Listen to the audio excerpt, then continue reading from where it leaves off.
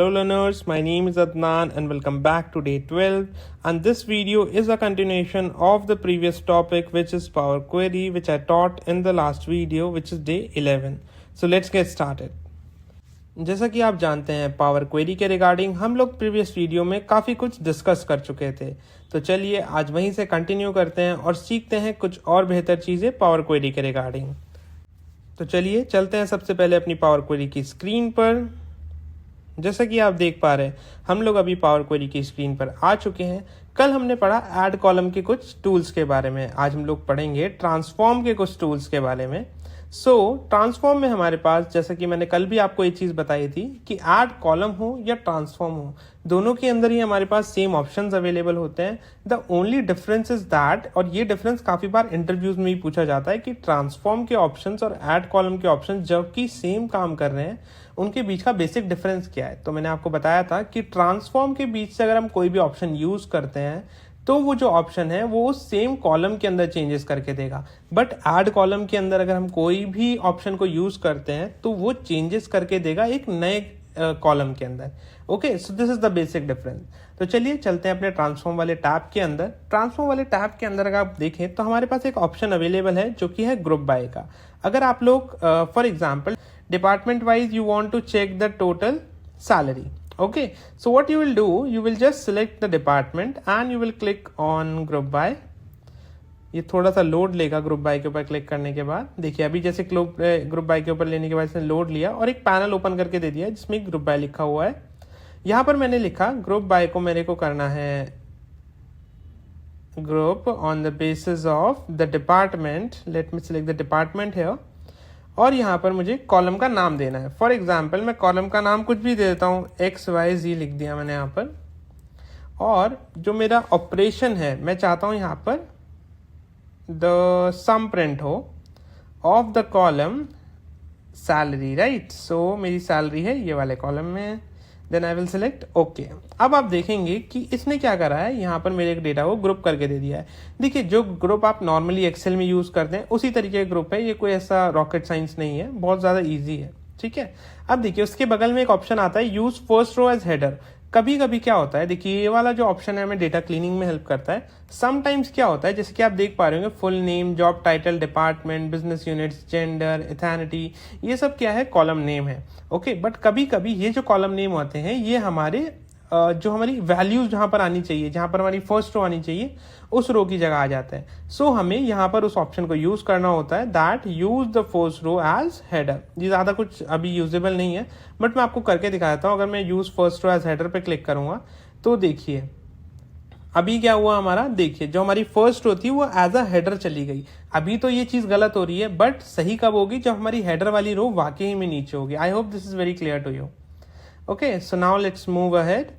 अब देखिए कई बार क्या होता है, आप देख पा रहे होंगे हमारे कॉलम के बगल में ABC लिखा है और कहीं पर 1 2 3 लिखा है, ठीक है। कहीं पर ये कैलेंडर टाइप का बना है। तो ये होते हैं डेटा टाइप्स। डेटा टाइप्स के रिगार्डिंग हम पहले भी बहुत अच्छे तरीके से डिस्कशन कर चुके हैं। इनकेस अगर आपने डेटा टाइप्स के रिगार्डिंग हमारी वीडियोस नहीं देखी है तो आप बिल्कुल ही हमारी प्लेलिस्ट में जाकर के वो देख सकते हैं। डेटा टाइप्स देखिए यहाँ पर है डिटेक्ट डेटा टाइप। मैं अगर इस पर क्लिक करूंगा तो हमारा कंप्लीट पावर क्वेरी एक बार रिफ्रेश होगा और ये जो है सभी के डेटा टाइप्स को रिफ्रेश कर देगा। फॉर एग्जाम्पल अगर यहाँ रिसर्च एंड डेवलपमेंट सबसे पहले मैं इसका जो है इसको चेंज कर देता हूँ, लेट मी चेक। ओके, अगर देखिए फॉर एग्जाम्पल यहाँ पर बिजनेस यूनिट है, बिजनेस यूनिट हमारा 1 2 3 लिखा हुआ है यहाँ पे डेटा टाइप। सो 1 2 3 डेटा टाइप को हम अगर यहाँ लिखेंगे डिटेक्ट डेटा टाइप पे तो ये हमारा जो डेटा टाइप है उसको सही कर देगा, जो कि ABC, बिकॉज वो जानता है कि इसके अंदर जो वैल्यूज आएंगी वो टेक्स्ट की फॉर्म में आएंगी ना कि नंबर्स की फॉर्म में। ओके, अब एक और डेटा क्लीनिंग के लिए हमारा काफ़ी ज़्यादा इंपॉर्टेंट ऑप्शन आता है जो कि आता है रिप्लेस वैल्यूज़ का। सो देखिए रिप्लेस वैल्यूज़ के रिगार्डिंग हम लोग क्या है, यहाँ पर हम लोग कोई भी रिप्लेस वैल्यू कर सकते हैं। देखिए नॉर्मल एक्सेल वाले फंक्शन है, क्योंकि पावर BI, पावर क्वेरी और एक्सेल सभी कुछ माइक्रोसॉफ्ट का है तो इसके जो ऑप्शंस है वो 70 to 80% आपको सेम ही मिलेंगे। इसमें वही लिखना है आपको, फाइंड द वैल्यू, कौन सी वैल्यू आप फाइंड करना चाहते हैं और रिप्लेस विद किस वैल्यू से रिप्लेस करना चाहते हैं। मैं इतनी बेसिक चीज़ों के डिफरेंस को आपको नहीं समझाऊंगा क्योंकि यार ये बहुत ही ज़्यादा बेसिक चीज़ें हैं और ये काफ़ी बार एक्सेल में भी हमारे एंड से पढ़ी गई हैं। एक इंपॉर्टेंट फंक्शन जो है वो आता है फॉर्मेट्स में। देखिए फॉर्मेट्स में हम चाहे तो लोअर केस में कन्वर्ट कर सकते हैं, अपर केस में कन्वर्ट कर सकते हैं, देखिए जैसे कि मैंने अभी करा। ओके, और साथ ही साथ मैं चाहूँ तो इसको क्लीन भी कर सकता हूँ। क्लीन से मेरा मतलब है, देखिए कोई भी अगर इस डेटा के अंदर इम्प्योरिटी होगी, फॉर एग्जाम्पल मान लेते हैं मैंने मैन्युफैक्चरिंग के आगे ज़्यादा बार स्पेस दे रखा है, तो मैं फॉर्मेट में जाऊँगा and I will click on trim. Trim क्या करेगा, सारे ही अनवांटेड स्पेसेस को जो है वो रिमूव कर देगा। This is as simple as that. Okay, अब आप देख पा रहे होंगे एक्सट्रैक्ट ऑप्शन, जो कि मैंने कल ऐड कॉलम वाले ऑप्शन में भी आपको समझाया था। एक्सट्रैक्ट ऑप्शन की हेल्प से हम लोग कोई भी चीज़ एक्सट्रैक्ट कर सकते हैं। फॉर एग्जाम्पल मैं चाहता हूँ सभी के फुल नेम का जो लेंथ है वो एक्सट्रैक्ट हो जाए, तो मैं सबसे पहले फुल नेम वाला कॉलम सेलेक्ट करूंगा और उसके बाद हम लोग क्लिक करेंगे एक्सट्रैक्ट के ऊपर and we wants the length. देखिए अब लेंथ आ गई है मेरे सामने 11, 13, 12, 9 इस तरीके से। ओके, अब मैं यहाँ से अगर क्रॉस कर देता हूँ, ये हमारा कंट्रोल Z यानी कि अंडू वाला काम करेगा।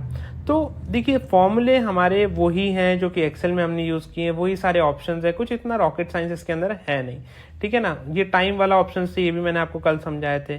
मेन चीज़ मैं आपको एक बार समझा देता हूँ। लेफ्ट हैंड साइड में आप देख पा रहे हैं queries, very much sorry, left hand side में आप देख पा रहे हैं क्लोज एंड अप्लाई। सबसे पहले हम लोग क्या करते हैं, एक नया कॉलम क्रिएट कर देते हैं। हम लोग जाएंगे ऐड कॉलम के ऊपर and on the basis of hire date हम लोग एक नया कॉलम क्रिएट कर लेते हैं फॉर मंथ्स, कि कौन से मंथ में हायरिंग हुई है।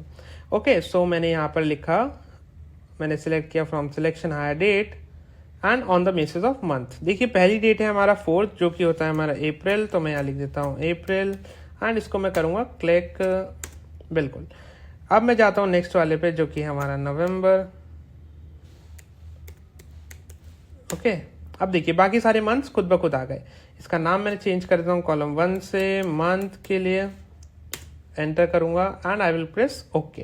देखिए मंथ वाला कॉलम मेरे पास यहाँ पर ऐड हो चुका है। अब मैं जाऊंगा होम वाले टैब के ऊपर। ये चीज़ आपको बहुत ध्यान से करनी है बिकॉज यही चीज़ आपको बार बार करनी भी पड़ेगी। Okay, I will click close and apply. तो इसी प्रकार से मेरी जो पावर क्वेरी है वो ऑफ हो जाएगी और आप देखेंगे कि हमारा जो पावर BI है वो लोड लेने लग जाएगा। ओके, सो लोडिंग को आप एक बार हो जाने दीजिए कंप्लीट।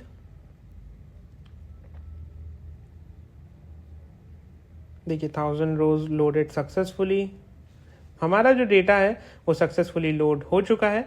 अब मैं क्या करूंगा, राइट हैंड साइड में जो हमारा डेटा वाला टैब था, देखिए 3 टैब्स है हमारे पास, फिल्टर्स, विजुअलाइजेशन और डेटा। डेटा वाले टैब में जाकर के लास्ट कॉलम चेक करूंगा जो कि है मंथ। आप देख पा रहे कि मंथ हमारे पास पहले नहीं था, मंथ जस्ट अभी आया है। और अब आप ये भी चीज समझते हैं कि इस मंथ को हम लोग डेफिनेटली अपने एंड से यूज कर सकते हैं। वापसी पावर क्वेरी में जाने के लिए हम ट्रांसफॉर्म डेटा के ऊपर क्लिक करेंगे और आप देखेंगे पावर BI अगेन लोड लेगा थोड़ा सा और हमें पावर BI ओपन करके, पावर क्वेरी ओपन करके दे देगा। ओके, आज की पर्टिकुलर वीडियो के लिए इतना ही। This is all for today. Thank you so much for joining us today and until next time, stay connected with DataSense for more amazing content on data. This is Adnan Khan signing off.